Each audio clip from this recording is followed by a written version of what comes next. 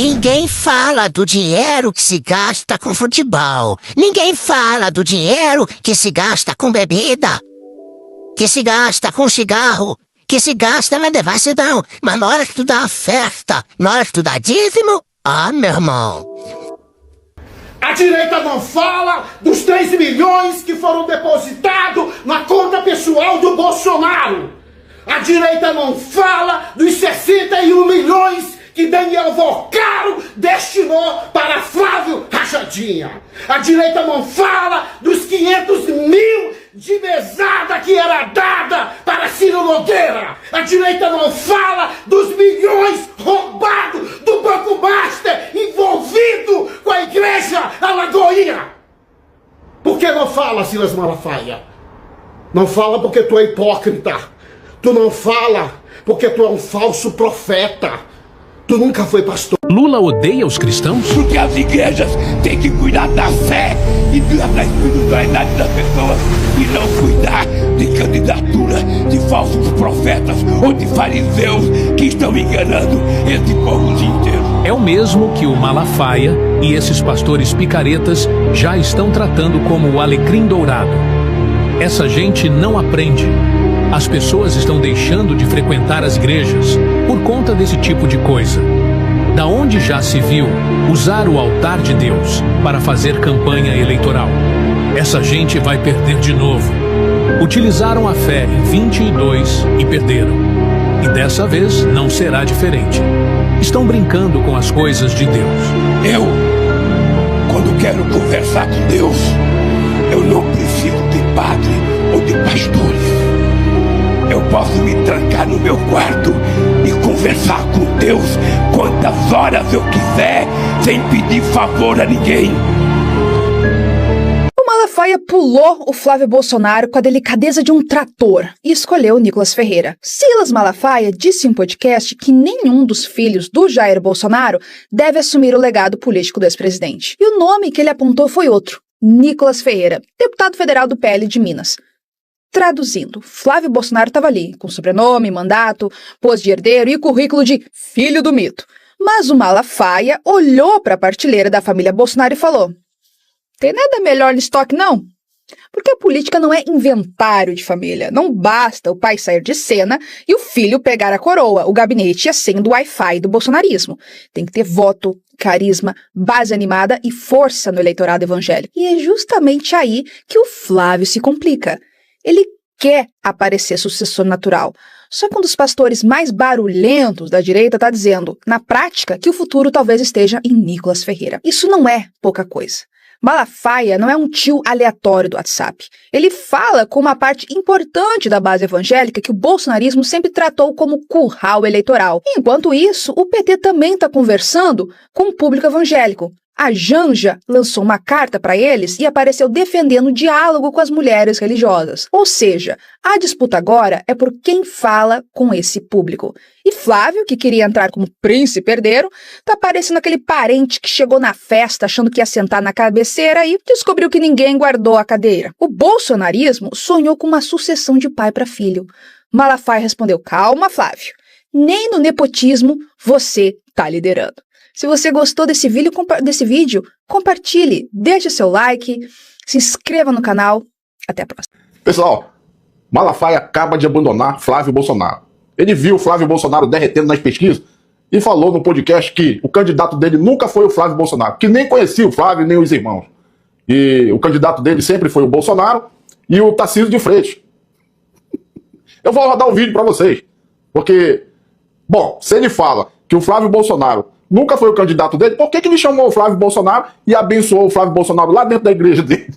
Fica ligado aí que eu vou rodar o vídeo. Não teve conversa partidária, não teve conversa com ninguém. O Flávio chegou e disse: meu pai falou que eu sou candidato. Então, o corrupto da direita, a gente passa a mão na cabeça.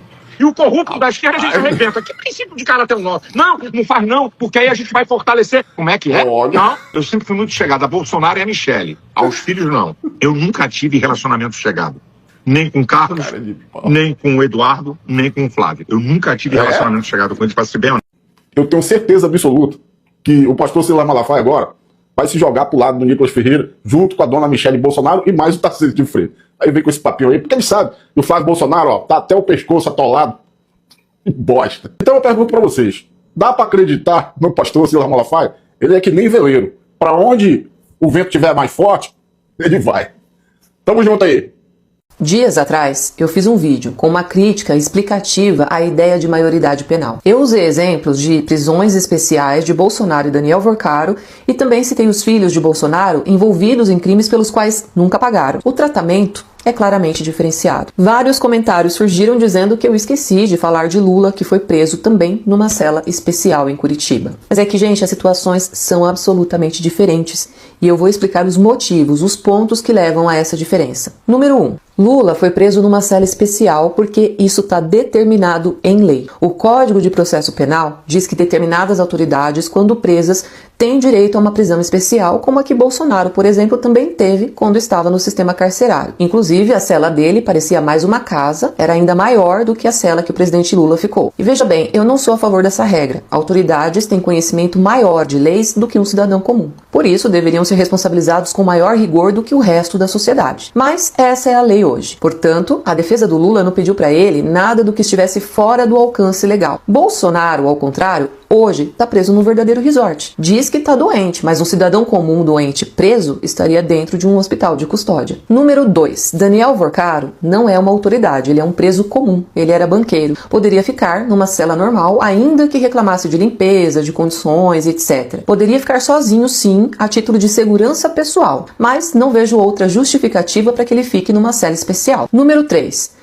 Quando o Lula foi preso, a presidente era Dilma, do PT, de esquerda, e ela não fez nada, nenhuma interferência, carteirada, mudança de diretores, delegados da Polícia Federal, nada para impedir a justiça de funcionar. Bolsonaro, no entanto, disse que faria o que fosse possível para evitar que os seus filhos e seus aliados fossem investigados e presos, mesmo que tivessem praticado crimes. A frase exata dele foi assim: "Eu não vou esperar a minha família toda, de sacanagem, ou amigos meus, porque eu não posso trocar alguém da segurança na ponta da linha que pertence à estrutura nossa. Vai trocar. Se não puder trocar, troca o chefe dele. Não pode trocar o chefe dele? Troca o ministro." E ponto final. Não estamos aqui para brincadeira. Essas foram as suas exatas palavras. E aí eu te pergunto, se a família Bolsonaro fosse honesta, se Bolsonaro fosse honesto, se os filhos dele fossem honestos, se os aliados políticos dele fossem honestos, por que ele sentiria a necessidade de mudar uma pessoa que estivesse em um determinado cargo com o objetivo de proteger essa gente? A lei é igual para mim, para você,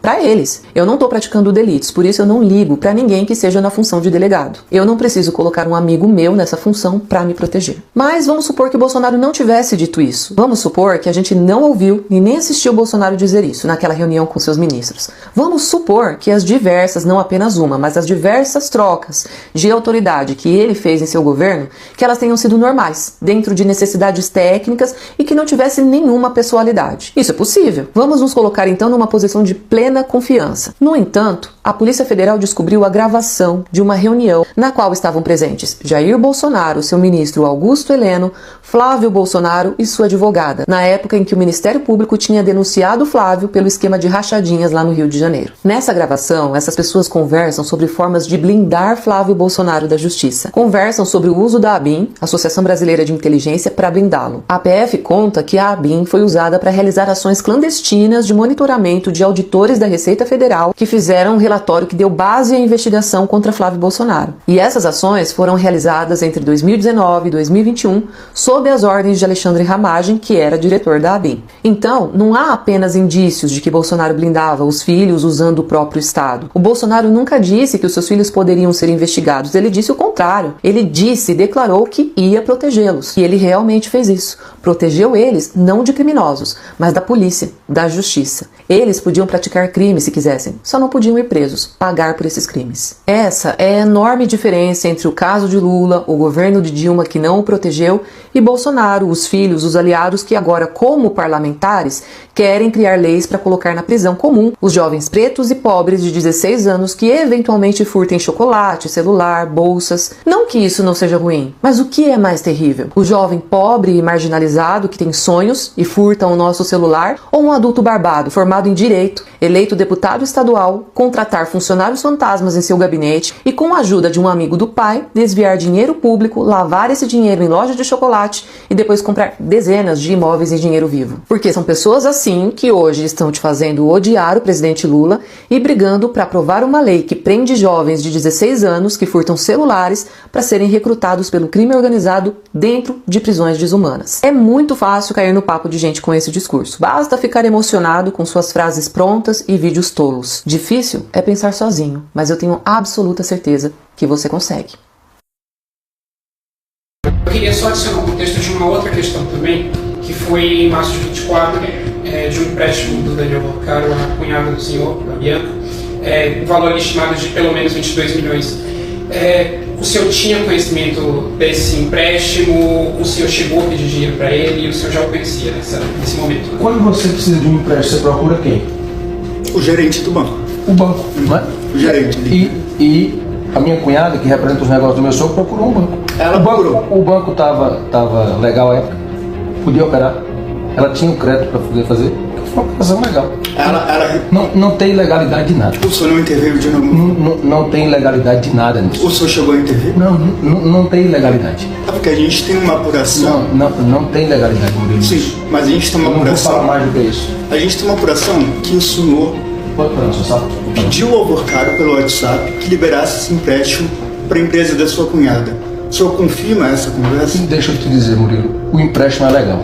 Mas o empréstimo é legal, feito por uma empresa que tem lá, o patrimônio está lá, pode ser averiguado.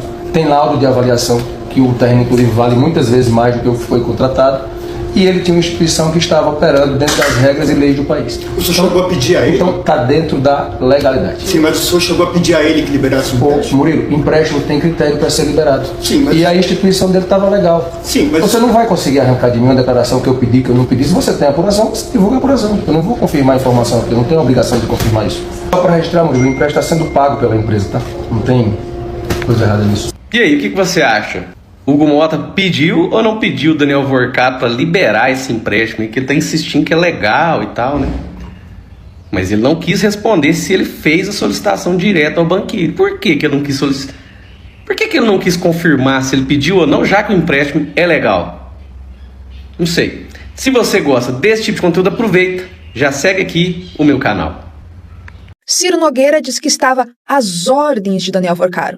E a Polícia Federal agora quer entender as ordens de amizade ou as ordens do Banco Master. Segundo reportagens, investigadores apontam que uma empresa ligada a Ciro teria recebido ao menos 6 milhões de Vorcaro. E a gente não está falando não de lembrancinha entre amigos. A Polícia Federal está citando pagamentos mensais entre 300 e 500 mil reais de junho de 2024 a agosto de 2025. Também aparece na investigação uma anotação sobre 350 mil em espécie para alguém identificado como Ciro. Aí vem um detalhe que muda o peso político do caso. Enquanto esse dinheiro circulava, a Polícia Federal apura iniciativas no Congresso que poderiam beneficiar o Banco Master. Uma delas é a chamada Emenda Master, que aumentaria a garantia do Fundo Garantidor de Crédito de 250 para 1 milhão. Em português claro, uma mudança que poderia ajudar o banco a parecer mais seguro para atrair mais dinheiro. Segundo a investigação, essa proposta teria sido feita por um funcionário do banco, entregue na casa de Ciro e protocolado no mesmo dia.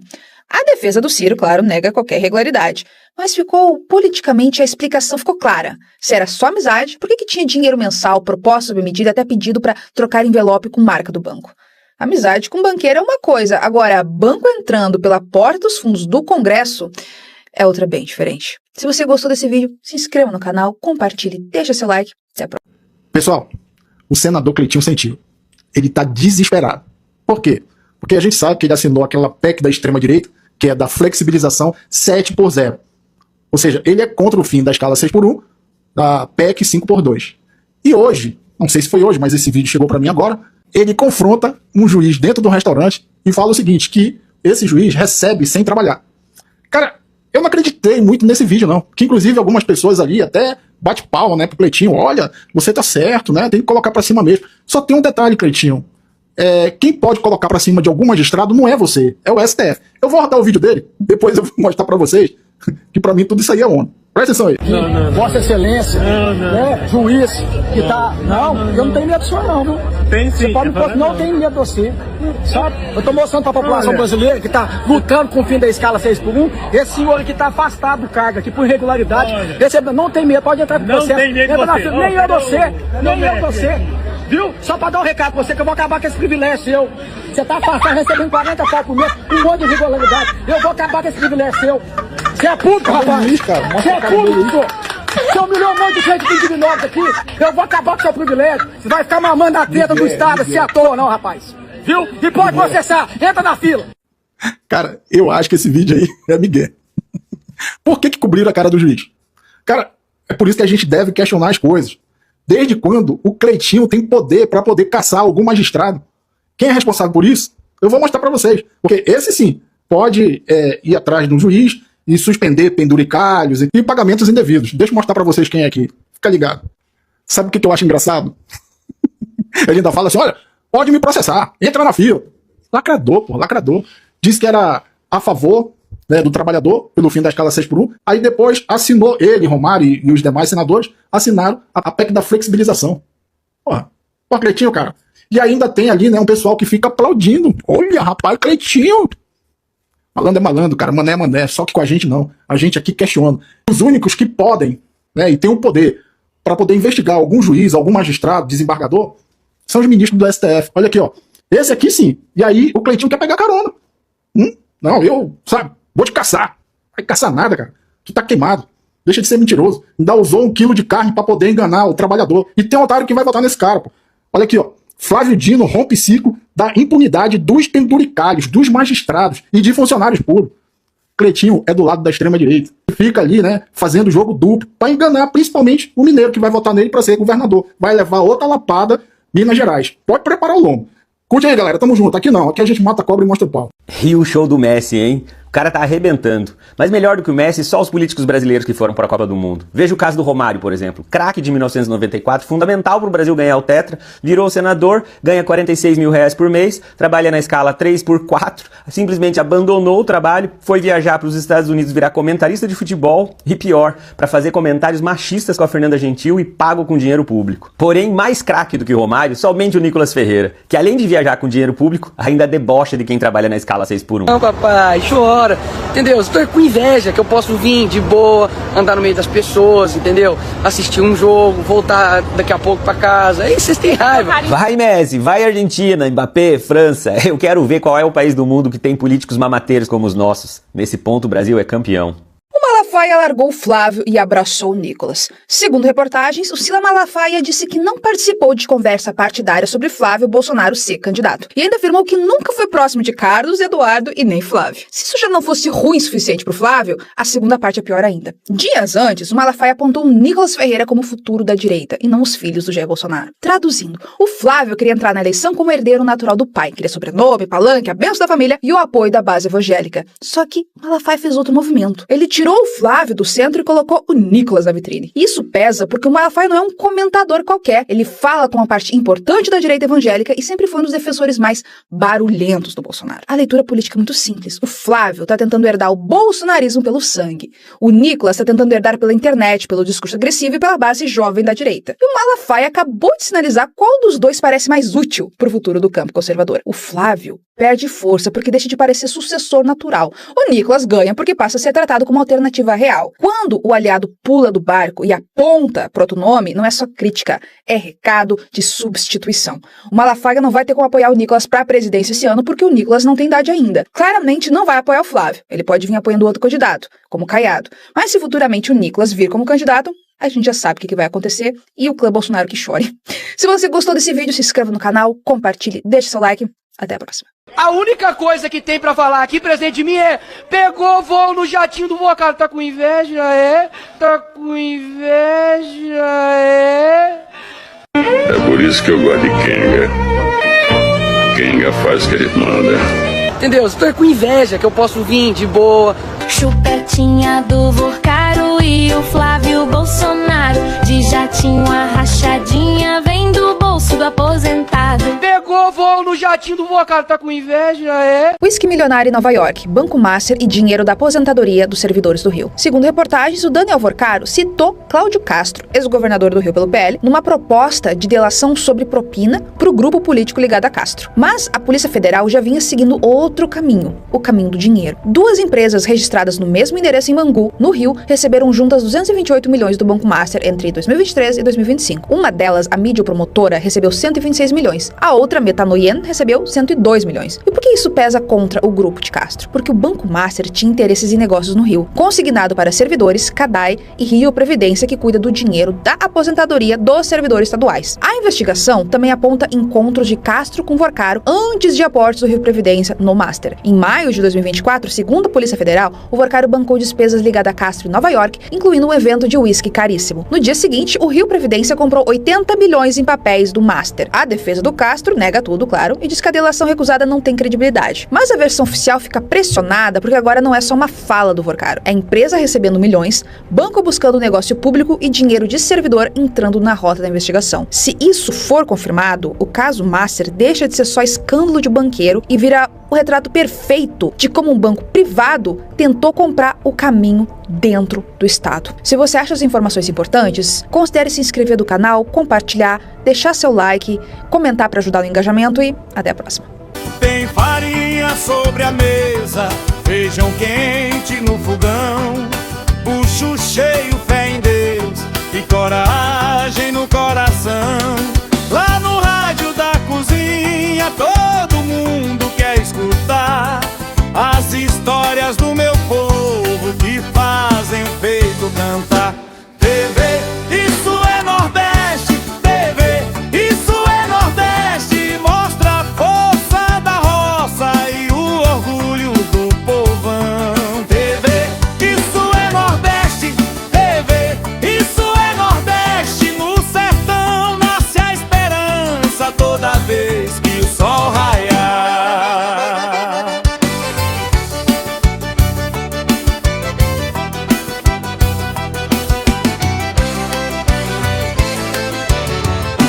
Tem sanfona na calçada e sorriso no olhar, mesmo em tempo de aperreio, nunca deixa de cantar. O menino corre solto, pé descalço pelo chão, orgulho de ser nordestino, sangue forte do sertão. Povo simples, povo honesto, que não para de crescer, acordando bem cedinho pra lutar sem reclamar. Lá no rádio da cozinha todo mundo quer escutar as histórias do meu povo que fazem o peito cantar.